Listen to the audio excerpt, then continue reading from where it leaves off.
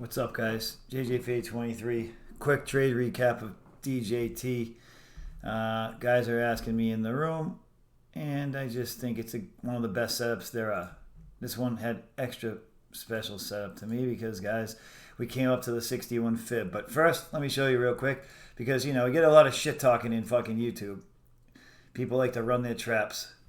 Everybody in my room knows what DJT exhaustion gap short is. Everyone knows the setup, and I'm going to show it to you right now. Oh, and by the way,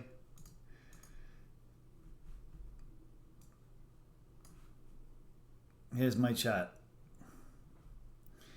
I don't usually post on Twitter anymore, but whatever. The point is, this is why is that on the watch list? Why are we smashing that in the room? All right. First things first, guys. Everyone can see it's been running.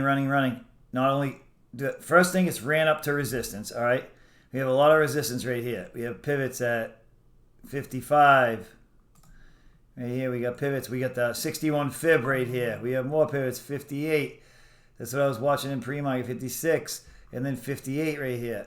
All right, so a lot of resistance up here, plus what I call lower high position. When we get anywhere above the 61 fib, close to another pivot that we've had, it's lower high position. Like right here is lower high position to right there. Right here is lower high position to right here. Maybe, it depends. You have to put your fibs on. Sometimes it's hard to tell. Let me show you real quick. So that's the swing high right here to swing low.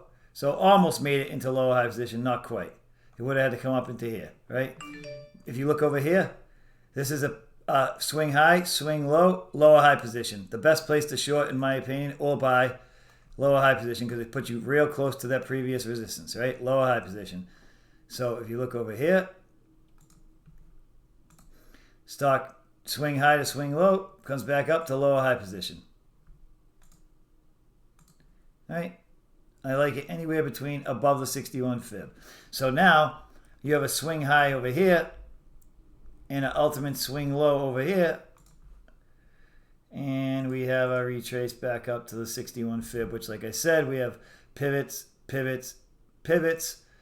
A lot of pivots here. Multi-touch pivot right here and right here at 56, and then 58, another one. So now that's the first part. I like that we're into lower high position, up into resistance. Okay, I don't care how you mark this off. Mark it off as a zone. Mark it off whatever. Pivots, zone. We're into resistance.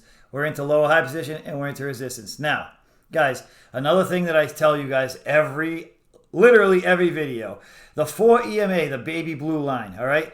We come off the 4, we come back to it. We come off the 4, we come back to it. We come off the 4, we come back to it. We come off it, we come back to it. We come off it, we come back to it. Stocks cannot stay off the daily 4 for more than 1 or 2 days. They tend to come back to it the very first day. Look, green, green, green, gap up, boom, come back to it. Green, green, green, gap up, come back to it. Boom, gap up, come back to it. They come back to it mighty fast. So now we have lower high position, check. We have daily resistance, check. We have a huge gap off the 4, check. Plus we have 1, 2, 3 green days up, check. And we have reversal volume yesterday, guys. This is a big clue for me. If you guys notice, a lot of times when stocks are uptrending, trending, then they get this massive volume candle that's bigger than the rest. A lot of times that day or the next day will be the day that it dumps. Because when you have 111 million shares pushing up this day, it takes a lot to keep it going after that. So now we know that we have a possible exhaustion gap up here in pre-market. So what did I do? I knew we were up into that resistance zone. I knew we were up there. I saw this fake breakout into this zone, all right? So I didn't trade right here. It's too early. It's getting closer to the time where I would take a pre-market trade. I only take pre-market trades on day 2 gap ups and gap down strategy and exhaustion gap. Now I'm starting to see right here. This is like starting to see this trend line right here. And sometimes I'll make them like even, once I see this trend line in pre-market, boom. I know I can risk like 58. I get short right here. All right. I get short. It dumps before the open. I cover a tiny piece right there. Now I wanted to pop back up to here so I could add. It didn't. So I didn't get to add, unfortunately. But after that, I target the daily 4 because as I know, as I say all the time, you guys, the daily 4, look, stocks stay off the 4, they come back to it. This thing penny touched the 4. Now the 4, at this moment, because of this strong move back up, the 4 looks like it went past the 4. But if you notice earlier, if you rewind and look, you'll see that it touched the 4 to the penny. It actually stopped a little short and then pulled it back up. Anyways, the other thing you could have done if you had your fibs on, right here. See, this is my thing right here, guys, right? I wanted to go into low high position again for me to add because that always puts me in the best risk-reward position. Anyway, I didn't get my add on, so I covered a little, covered a little, covered a little, covered the rest down here. When we touched the daily 4 and made this bottom tail, I was done with the trade. And that was just basically, guys, literally like that's all I used. Multiple green days, multiple, yeah, I can't type. Multiple jeepers, weepers. I just got a new keyboard, sorry. I can't spell or type.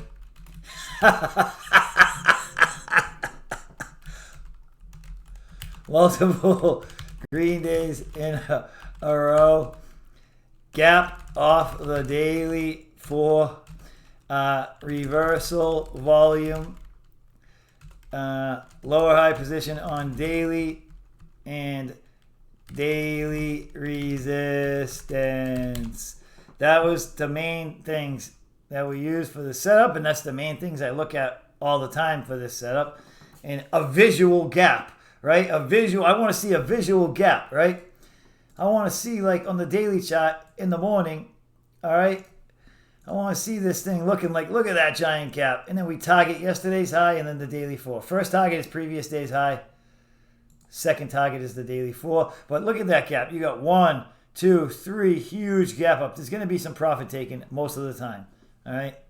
That's just the way it is. Sometimes you get a monster or a Chinese stock like Baba. I took this same kind of setup on Baba. It dipped a little and kept ripping. Got stopped out. Big deal. Lost 1R. Make it all back on the next 3 times you get an exhaustion gap. And I didn't expect the Chinese stock to work that good anyway, to be honest with you. I just said it's worth a shot, it's worth a try, but I figured it wasn't going to work right. Chinese. So, anyways, that's a quick video. That's what I watch. That's what I see every time on exhaustion gaps. I love them. They're my favorite. Thanks.